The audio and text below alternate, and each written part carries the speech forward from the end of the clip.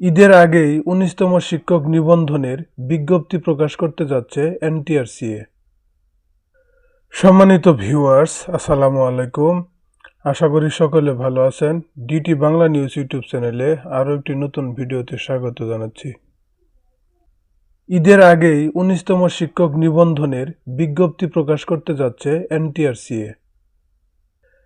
বেসরকারি শিক্ষা প্রতিষ্ঠানে প্রবেশ পর্যায়ের শিক্ষক নিয়োগের লক্ষ্যে ১৯তম শিক্ষক নিবন্ধনের বিজ্ঞপ্তি প্রকাশের উদ্যোগ নিয়েছে এনটিআরসিএ।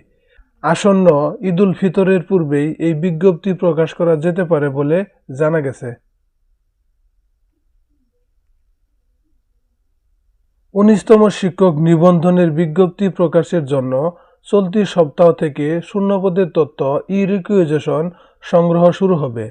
ই-রিকুইজিশনের জন্য প্রতিষ্ঠানগুলোকে 10 দিনের সময় দেওয়া হবে।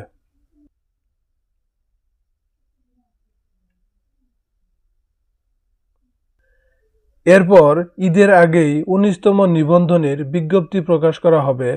তবে কোনো কারণে যদি ই-রিকুইজিশনের সময়সীমা বাড়ানো হয়, তাহলে বিজ্ঞপ্তি প্রকাশের সময়সীমা পেছানো হবে।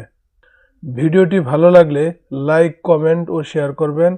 আর আমার ডিটি বাংলা নিউজ ইউটিউব চ্যানেলটি এখনও যারা সাবস্ক্রাইব করেননি, সাবস্ক্রাইব করার অনুরোধ রইল।